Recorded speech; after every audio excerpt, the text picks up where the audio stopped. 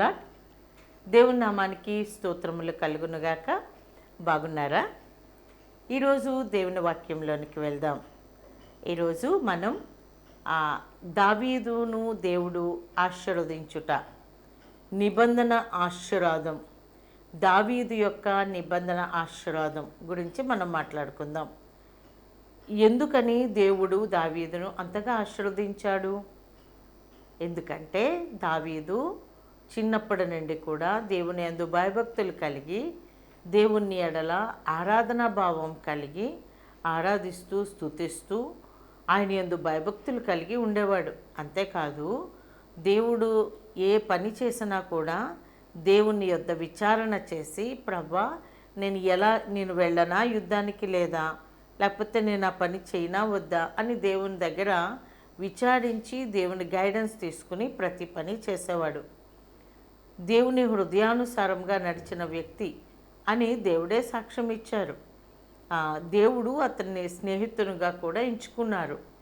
అందును బట్టే ప్రతి విషయంలోనూ దేవుని ఆ యథార్థమైన ప్రవర్తనతో దేవుని ఎదుట నడుచుతూ ఉండేవాడు. అంతేకాకుండా పూర్ణ హృదయముతో దేవుని యందు భయభక్తులు పూని దేవుని చిత్తముని ఎరిగి దేవుని చిత్త ప్రకారంగా నడుస్తూ ఉండేవాడు దావీదు. అందువల్లనే దేవుడు దావీదును చాలా ఆశీర్వదించాడు. నిబంధనతో కూడిన ఆశీర్వాదం దావీదునకు ఇచ్చాడు. అయితే మనం ఈ దినాన దావీదునకు దేవుడిచ్చిన ఆశీర్వాదములు ఏంటి అన్న విషయం మనం ఈ దినాన చూస్తూ ఉన్నాం. 2వ సమూయేలు 7వ అధ్యాయము 8 నుండి 17 వరకు ఉన్న వాక్య భాగములో దేవుడు దావీదును ఎలా ఆశీర్వదించారో అన్న విషయాలు మనము చూస్తాం. దావీదు చాలా యుద్ధాలు చేశాడు. యుద్ధాలు చేసిన తర్వాత మరి అందరినీ కూడా జయించుకుంటూ ఉన్నాడు. అందరినీ జయించిన తర్వాత శత్రువులు ఎవరు కూడా లేరు. ఇంకా దావీదు చాలా స్థిమితంగా ఉన్నాడు. ఆ టైంలో దావీదు ఆలోచన చేస్తూ ఉన్నాడు, దేవుడు ఇంత గొప్ప ఆశీర్వాదం నాకు ఇచ్చాడు, శత్రువుల మీద జయం నాకు ఇచ్చాడు, నేను దేవుని కొరకు ఏదైనా చేయాలి ఇంకా అని చెప్పి ఆలోచన చేస్తూ ఉన్న టైంలో మరి దావీదుకు వచ్చిన ఆలోచన ఏంటంటే, మరి నేను సరంబి వేసిన ఇంట్లలో మంచి గృహాలలో నేనున్నాను, కానీ దేవుని మందసం మాత్రం గుడారాల్లోనే ఉన్నది. దేవుని కొరకు ఒక గొప్ప మందిరం నేను కట్టాలి అని అనుకున్నప్పుడు ఈ విషయాలన్నీ కూడా నాతాను ప్రవక్తతో దావీదు మాట్లాడినప్పుడు దేవుడు అదే రాత్రి నాతాను ప్రవక్తను పిలువనంపించి నాతానుతో దేవుడు మాట్లాడతారు. ఏం మాట్లాడతారంటే, దావీదును ఎలాగ ఆశీర్వదించారు అన్న విషయాలన్నీ మరి దేవుడు నాతానుతో రాసిన పలికిన ఆ ఆశీర్వాదాలే ఇప్పుడు మనం ధ్యానించుకోబోతూ ఉన్నాము. మరి 2వ సమూయేలు మరి 7వ అధ్యాయంలో 8వ వచనం నుంచి ఉన్న వాక్య భాగం మనము ధ్యానం చేసుకోబోతున్నాం. జాగ్రత్తగా శ్రద్ధగా వినాలని కోరుతూ ఉన్నాను. ఈ వాక్య భాగం అంతటిని కూడా ఒక 5 మెయిన్ పాయింట్స్గా మనం ధ్యానం చేసుకోవచ్చు. ఎలాగనా అంటే, గత కాలంలో 1వ పాయింట్, గత కాలంలో దేవుడు దావీదునకు చూపిన కృప. 2వ భాగంగా మనం చూస్తే 2వ పాయింట్, ప్రస్తుత కాలంలో దావీదునకు దేవుని ఆశీర్వాదం. వచనాలు 10-11. అలాగే భవిష్యత్తులో దావీదునకు దేవుని ఆశీర్వాదం. భవిష్యత్తులో దావీదు కుమారునకు దేవుడిచ్చిన ఆశీర్వాదం. 5వ పాయింట్, భవిష్యత్తులో దావీదు రాజ్యమును గూర్చి సింహాసనమును గూర్చిన దేవుని నిబంధనతో కూడిన ఆశీర్వాదం 16-17 వచనాలలో. కాబట్టి 8వ వచనము నుండి 17 వచనాల వరకు ఉన్న వాక్య భాగమును మనము పాయింట్ వైజ్గా మనము డివైడ్ చేస్తే 5 పాయింట్లుగా మనము ఈ వాక్య భాగాన్ని మనం ధ్యానించుకోవచ్చు. మొదటి పాయింట్ మనం చూద్దాం. మరి 8-9 వచనాలు, 2వ సమూయేలు 7వ అధ్యాయము 8-9 వచనాలలో ఉన్న వాక్య భాగంలో ఉన్న పాయింట్స్ మనం గమనిద్దాం. గత కాలంలో దావీదునకు దేవుడు చూపిన కృప. ఏంటి ఆ కృప? గొర్రెల దొడ్డులోనున్న దావీదును దేవుడు రాజుగా చేశాడు. దావీదు ఎక్కడికి వెళ్ళినా కూడా దేవుడు మరి దావీదునకు తోడుగా ఉండి మరి తన వెళ్ళే ప్రతి యుద్ధంలోనూ కూడా జయమునిచ్చాడు. దావీదు శత్రువులనెల్లరినీ కూడా నిర్మూలం చేశాడు. దావీదు ఎదురుగా ఏ శత్రువు నిలవజాలకపోయేటట్లుగా దేవుడు చేశాడు. ఘనమైన వారికి ఇచ్చే ఘనమైన పేరును దేవుడు దావీదునకు ఇచ్చాడు. కాబట్టి ఈ గత కాలంలో దేవుడు దావీదునకు చూపిన కృపలో మనం ఈ సబ్ పాయింట్స్ అన్నీ కూడా మనం చూస్తాం. కాబట్టి నీవు నా సేవకుడు వగు దావీదుతో ఇలాగూ చెప్పుము, సైన్యములకు అధిపతి యెహోవా నీకు సెలవిచ్చినదేమనగా, గొర్రెల కాపులోనున్న నిన్ను గొర్రెల దొడ్డులో నుండి తీసి ఇశ్రాయేలీయులను నా జనుల మీద అధిపతిగా నియమించితిని.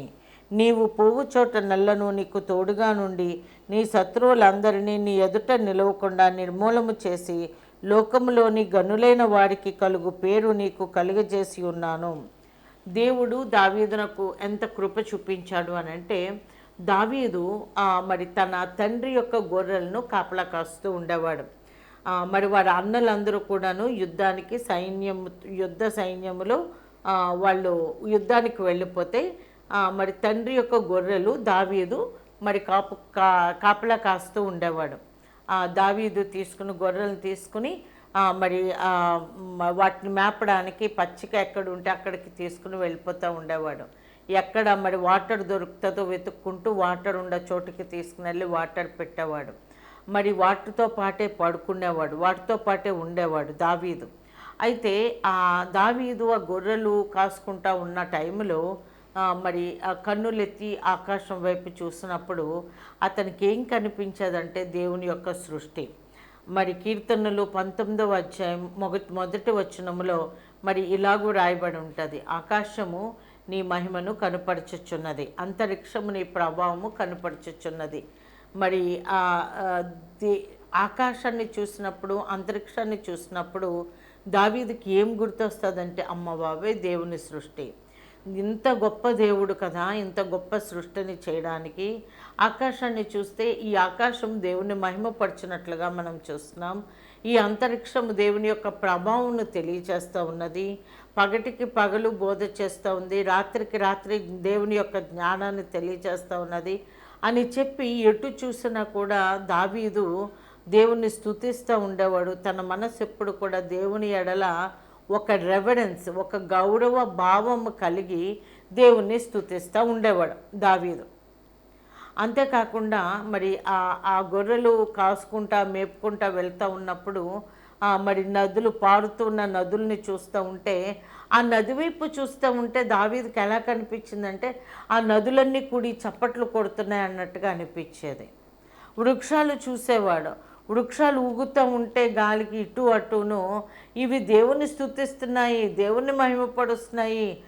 మరి అవి చేసే శబ్దం చూసినప్పుడు దేవుణ్ణి స్తుతిస్తున్నాయి చప్పట్లు కొడుతూ అన్నట్లుగా దావీదు మరి తలెస్తూ ఉండేవాడు. అంటే తన హృదయం ఎప్పుడు కూడా దేవుడు అంటే గౌరవ భావంతో దేవుడు ఏం చేశాడంటే, ఆ గొర్రెలు కాసుకునే ఆ దావీదును, గొర్రెలతో పాటు పడుకుండే ఆ దావీదును, గొర్రెలతో పాటు నివాసం చేసే ఆ దావీదును తీసుకుని వచ్చి ఆయన హృదయానుసారుడు అని పేరు పెట్టి ఆ రాజ్యంలో సింహాసనం మీద కూర్చోబెట్టాడు.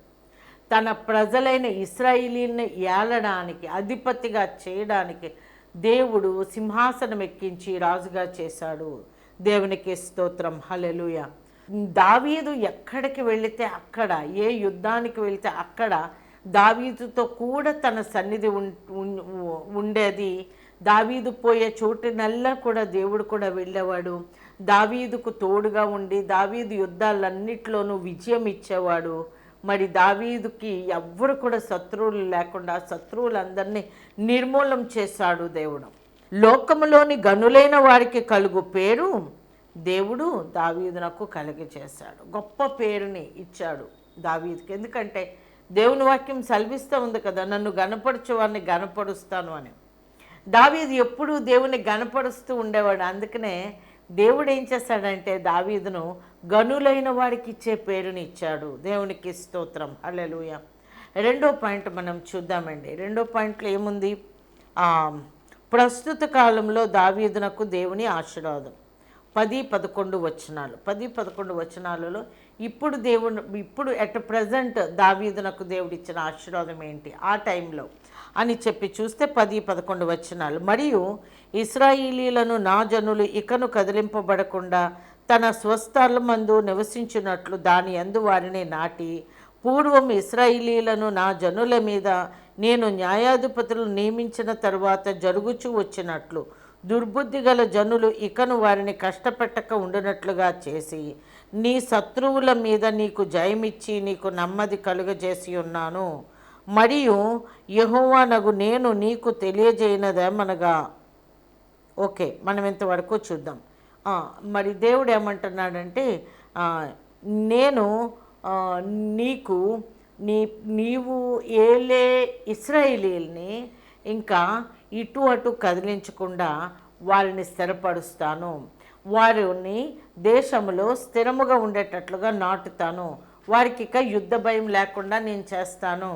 ఎందుకంటే దావీదు ఎక్కడికి ఏ యుద్ధానికి వెళ్ళినా దేవుని యొద్ద విచారించి వెళ్ళేవాడు కాబట్టి, దేవుడు యందు భయభక్తులు కలిగిన వ్యక్తిగా ఉన్నాడు కాబట్టి దేవుడు దావీదుతో పాటు వెళ్ళడం వలన ఇంకా యుద్ధాలు అనేది ఇంకా లేకుండా చేసేస్తాడు. అన్నిట్లోనూ జయంని ఇచ్చాడు. శత్రువులు అనేవాళ్ళు లేకుండా చేసేస్తాడు దేవుడు. కాబట్టి ఇంక ఇశ్రాయేలు ప్రజలకి దేశంలో నెమ్మది కలుగుతుంది. ఆ ఇశ్రాయేలు ప్రజలు స్థిరముగా ఉండేటట్లుగా, వారి ఇటు అటు కదిలించబడకుండా వాళ్ళని స్థిరంగా ఉండేటట్లుగా నాటుతాను అని సెలవిస్తూ ఉన్నాడు. దేవునికి స్తోత్రం, హల్లెలూయా. కష్టపెట్టకుండా ఉండేటట్లుగా చేస్తాను అని చెప్పి మరి దేవుడు మాట్లాడుతూ ఉన్నారు. ఇంకా మనం చూసినట్లయితే 11వ వచనం కూడా, నీ శత్రువుల మీద నీకు జయమిచ్చి నీకు నెమ్మది కలుగజేసి ఉన్నాను. మరియు యెహోవానగు నేను నీకు తెలియజేయనదేమనగా, నేను నీ సంతానమును కలుగజేతును. 11వ వచనం మరి మొదటి హాఫ్లో దేవుడు ఏమంటున్నాడంటే, నీ దేశంలో నీకు నెమ్మది కలుగజేస్తాను, శత్రు భయం లేకుండా నీకు నెమ్మది కలుగజేస్తాను. మరి 12వ వచనం నుండి మనము చూసినట్లయితే దేవుడు దావీదు యొక్క సంతానము ఎలా ఆశీర్వదించాడో అన్నమాట మనం చూస్తాం. మరి 11వ వచనము చివరి భాగంలో దేవుడు అంటున్నాడు, నేను నీకు సంతానము కలుగజేసదను, నీ దినములు సంపూర్ణమగినప్పుడు నీవు నీ పితరులతో కూడా నిద్రించి తరువాత నీ గర్భములో నుండి వచ్చిన నీ సంతతిని హెచ్చించి రాజ్యము అతనికి స్థిరపరచదను, అతని రాజ్య సింహాసనమును నేను నిత్యముగా స్థిరపరచదను, నేనతనికి తండ్రినయుండును, అతడు నాకు కుమారుడయుండును, అతడు పాపము చేసిన ఎడల నరుని దండముతోనూ మనుష్యులకు తగులు దెబ్బలతోనూ అతని శిక్షింతును గాని నిన్ను స్థాపించుటకై నేను కొట్టివేసిన సౌలునకు నా కృపను దూరమైనట్టు అతనికి నా కృపను దూరపరచను. ఇక్కడ దేవుడు దావీదును ఆశీర్వదిస్తూ ఏమంటున్నారంటే, దావీదు యొక్క ఆశీర్వాదం చూద్దామా. 3వ పాయింట్లోకి మనము చూస్తే, భవిష్యత్తులో దావీదునకు దేవుని ఆశీర్వాదం ఏంటంటే, నీకు సంతానము కలుగజేస్తాను, అలాగే నీవు పూర్ణ వయస్సు కలిగి నీవు నీ పితరులతో నిద్రిస్తావన్నమాట మనం చూస్తాం 3వ పాయింట్గా. 4వ పాయింట్గా మనము చూస్తే, భవిష్యత్తులో దావీదు యొక్క కుమారునికి దేవుడిచ్చిన ఆశీర్వాదం. 12వ వచనం హాఫ్ నుంచి మనం 4వ పాయింట్ చూస్తాం. దేవుడు ఏమంటున్నాడంటే, నేను నీకు సంతానాన్ని కలుగజేస్తాను, నీ సంతానమును నేను నీ రాజ్య సింహాసనం మీద కూర్చోబెడతాను, అతనికి నిత్యము అతని రాజ్యం ఉండునట్లుగా నేను చేస్తాను, అతనికి నేను తండ్రినై ఉంటాను, అతడు నాకు కుమారుడై ఉంటాడు. నీ కుమారునికి నేను ఇచ్చే ఆశీర్వాదం ఏంటంటే, నీ కుమారుని నేను నా కుమారునిగా చేసుకుంటాను. తండ్రి కుమారుల మధ్యలో ఎటువంటి అనుబంధం ఉంటుందో, ఎటువంటి ప్రేమ ఉంటుందో అటువంటి ప్రేమతో నేను నీ కుమారుని నేను చూసుకుంటాను అంటున్నారు దేవుడు.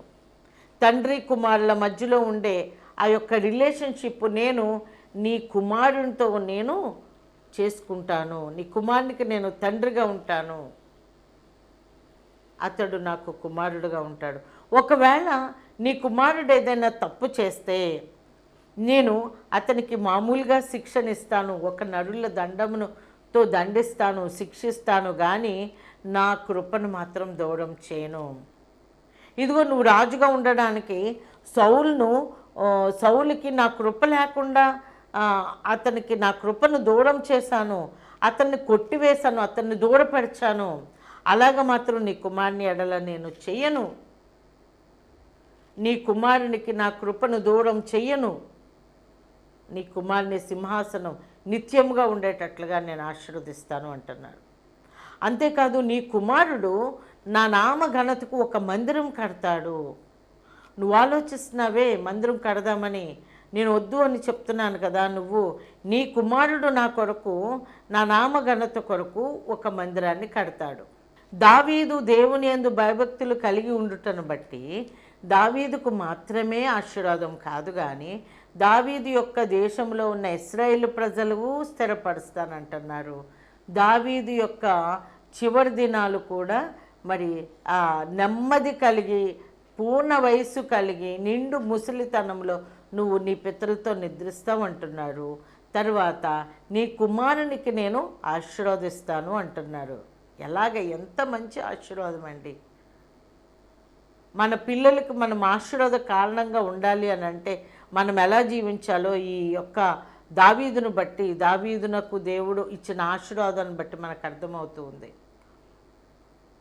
దావీదు యొక్క కుమారునికి సింహాసనము స్థిరపరుస్తానన్నారు. తప్పు చేసినా కూడా నేను అతనికి కృపను దూరం చేయను అంటున్నారు. నా నామఘనత కొరకు ఒక మందిరాన్ని కట్టిస్తాను అంటున్నారు. నేను అతనికి తండ్రిగా ఉంటాను అని చెప్తున్నారు. అతను నాకు కుమారుడిగా ఉంటారని చెప్తున్నారు. దేవునికి స్తోత్రం, హల్లెలూయా. మన పిల్లల కొరకు మనము చాలా ఆస్తులు కూడబెట్టుకుంటాం, కానీ ఇంతకన్నా దేవుని ఆశీర్వాదం నిత్యము ఉండునట్లుగా మన పిల్లలకి సమకూర్చిన ఈ ఆస్తి కన్నా ఇంకేది ఎక్కువ కాదు అని మాత్రం నేను చెప్పగలను. ప్రైజ్ ది లార్డ్, హల్లెలూయా. అంతేకాదు దేవుడు ఇంకా దావీదును ఎలాగ ఆశీర్వదిస్తున్నాడో ఇంకా చూసినట్లయితే భవిష్యత్తులో దావీదు రాజ్యమును గూర్చియు దావీదు సింహాసనము గూర్చియు దేవుని యొక్క నిబంధనతో కూడిన ఆశీర్వాదం.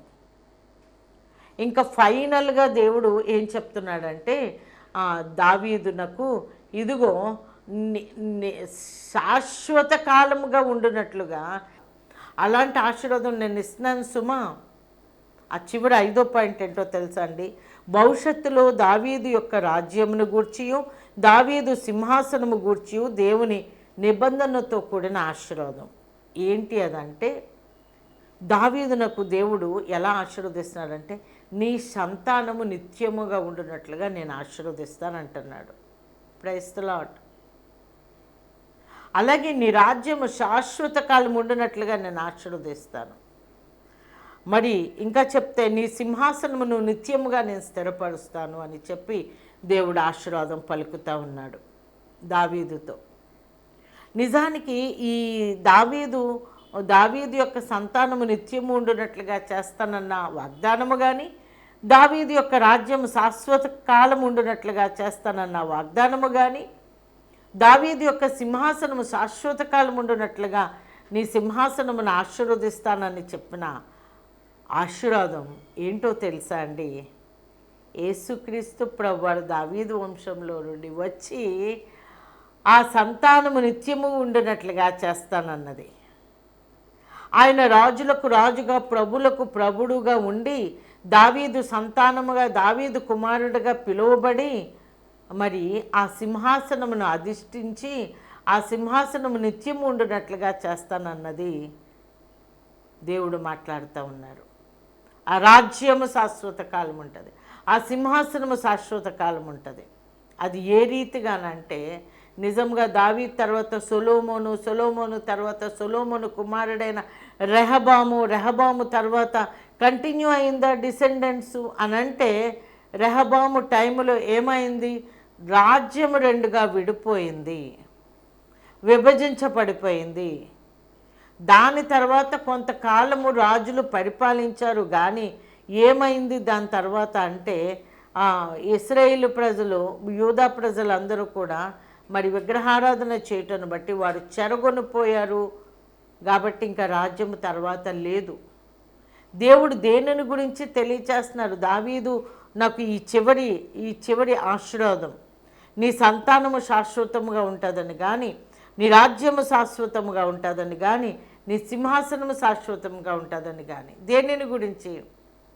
యేసుక్రీస్తు ప్రభువారు దావీదు వంశంలో నుండి రాబోతున్నారు అన్న ప్రవచనాత్మకముగా అక్కడ దావీదునకు ఆశీర్వాదముగా మాట్లాడుతూ ఉన్నారు నాతానుతో. అందుకే యేసుక్రీస్తు ప్రభువారు ఈ లోకంలో జన్మించినప్పుడు, ఆయన స్వస్థత కార్యాలు చేసుకుంటూ ఉన్నప్పుడు, ఆ గుడ్డివాడు పుట్టుక నుండి గుడ్డితనంతో ఉన్నవాడు అతను ఏమని పిలుస్తూ ఉన్నాడు, దావీదు కుమారుడా, దావీదు కుమారుడా, నన్ను కరుణించు. దేవుని ప్రవచనాత్మకం.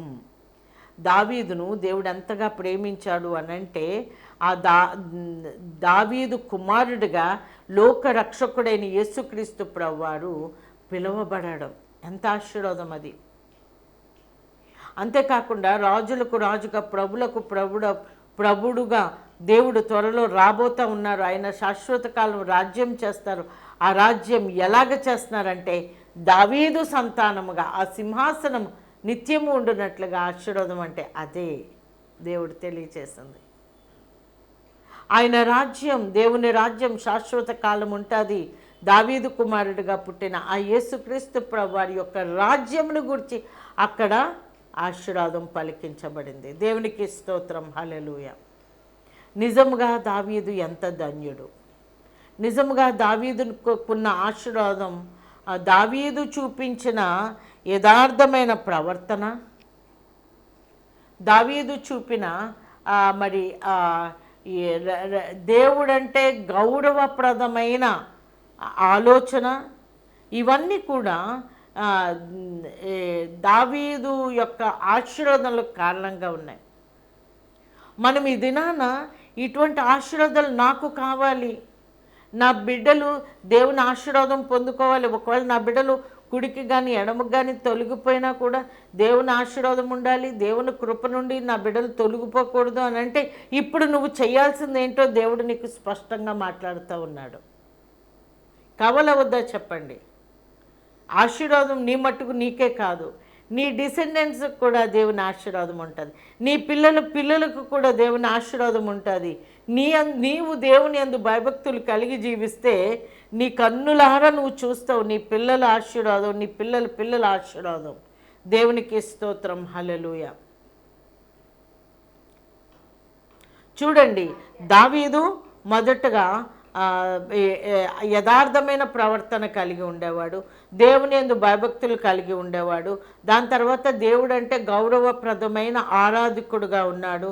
ఆకాశంను చూస్తే ఆకాశం దేవుని మహిమను వివరించుచున్నది, అంతరిక్షం నీ ప్రభావం కనుపరచుచున్నది అంటూ ఉన్నాడు. మరి కొండలన్నీ కూడి మరి గొర్రెపోతుల వల్లే గంతులేస్తున్నాయి దేవుని సన్నిధిని అంటున్నాడు. వనవృక్షాలన్నీ దేవుని సన్నిధిలో చప్పట్లు కొడుతున్నాయి అంటారు. మరి నదులను చూస్తే నదులన్నీ కూడా చప్పట్లు కొడుతున్నాయి అంటున్నారు. సముద్రమును చూస్తే దాని కెరటం అంటే కరడు దేవుని స్తుతిస్తున్నాయి. ఇదంతా కూడా దావీదు యొక్క హృదయ స్పందన, దేవుని ఎడల గౌరవప్రదం కలిగి ఉండడం. అంతేకాదు, దావీదు ప్రతి విషయంలో కూడా, చిన్న విషయం పెద్ద విషయం, దేవుని యొద్ద విచారణ చేసి దేవుని గైడెన్స్ తీసుకుని ముందుకెళ్ళేవాడు. దేవునికి స్తోత్రం, హల్లెలూయా. మనకి కష్టం రాగానే దానికి మార్గాలు ఎతుకుతాం. ఎవరి దగ్గరికి వెళ్దాం ఈ ప్రాబ్లంకి, ఎవరి చేత ప్రార్థన చేయించుకుందాం, లేకపోతే ఎవరి దగ్గర సలహా అడుగుదాం అనుకుని ఇటు అటు పరిగెడతాం. కానీ మనం చేయాల్సింది ఏంటంటే, ఆశీర్వాదం కావాలి అనుకుంటే దావీదు వలె మనము కూడా దేవుని దగ్గర విచారణ చేయాలి, దేవుని దగ్గర కనిపెట్టాలి. అప్పుడు దేవుని ఆశీర్వాదం దావీదుకున్నట్లుగా మనకి ఉంటుంది. దేవుని చిత్తమును ఎరిగేవాడు ఎప్పుడు కూడా దేవుడు ఏం చెప్తాడా చేయడానికి అని వెయిట్ చేస్తూ ఉండేవాడు, చెవి యొగ్గి వింటూ ఉండేవాడు. తన హృదయం అంతా కూడా దేవుని గైడెన్స్ కొరకు ఎదురు చూస్తూ ఉండేది. అందుకే దావీదును దేవుడు నా హృదయానుసారుడు అని చెప్పి దావీదుకు బిరుదిచ్చినట్లుగా మనం చూస్తాం. కాబట్టి ఈ దినాన మనము చేయవలసింది ఏంటి? దేవుని యందు భయభక్తులు కలిగి జీవిస్తున్నామా? దేవుడు అంటే మరి గౌరవప్రదమైన ఆరాధన భావం కలిగి ఉన్నామా? మన ప్రవర్తన అంతటి యందు యథార్థమైన హృదయముతో దేవుని వాక్యమును అనుసరించి జీవిస్తున్నామా? దేవుని ఆజ్ఞలను అనుసరించి జీవిస్తున్నామా? దేవుని చిత్తం మనం అడిగి దాని ప్రకారంగా మనం జీవించినట్లయితే మనము కూడా దావీదు వలె ఆశీర్వదించబడతాము. మన బిడ్డలు కూడా దావీదు బిడ్డలను ఆశీర్వదించినట్లుగా ఆశీర్వదించబడతారు. మన బిడ్డల యొక్క ఆశీర్వాదం కూడా మనం చూస్తాం. దేవుని కృప మన బిడ్డలందరికీ కూడా తోడుగా ఉంటుంది. ఆయన కృప మన బిడ్డలకి తోడుగా ఉంటే అంతకంటే ఎక్కువైన ఆశీర్వాదం ఇంకేముంటుంది? మనల్ని బట్టి మనమున్న ప్లేస్ను కూడా దేవుడు ఆశీర్వదిస్తానంటున్నాడు.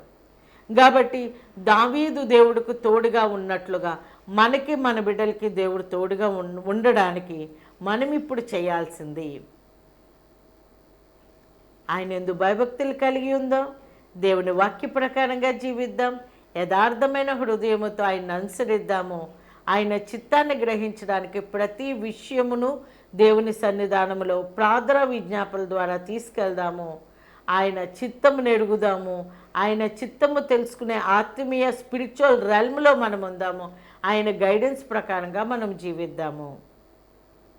మన సంపూర్ణ హృదయాన్ని ఆయన దగ్గర కుమ్మరించుకుని ఆయన ఆశీర్వాదాలు పొందుకునేటట్లుగా మనము, మన పిల్లలు దేవుని ఆశీర్వాదం పొందుకున్నట్లుగా మనము అలాగూ జీవిద్దాం. మనకి శత్రువులు అనేవారు లేకుండా దేవుడు చేస్తానంటున్నాడు. దావీదునకు దేవుడు తోడుగా ఉన్నాడని ఎలాగండి మనం చెప్పుకోగలమని అంటారా?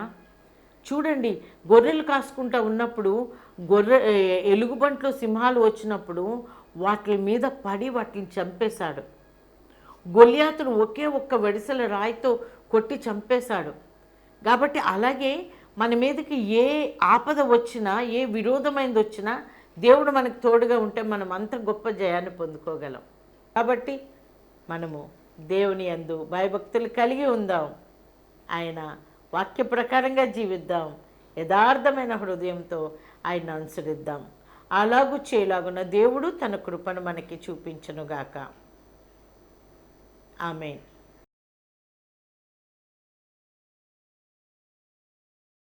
వేలాది స్తుతులు స్తోత్రములు తండ్రి.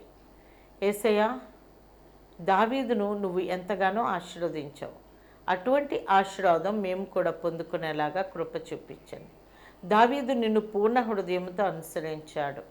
దేవా తండ్రి ప్రభా, దావీదు నా తండ్రి నా ప్రభా యేసయ్యా, తను ఎల్లప్పుడూ ఆరాధన భావం కలిగి ఉండేవాడు.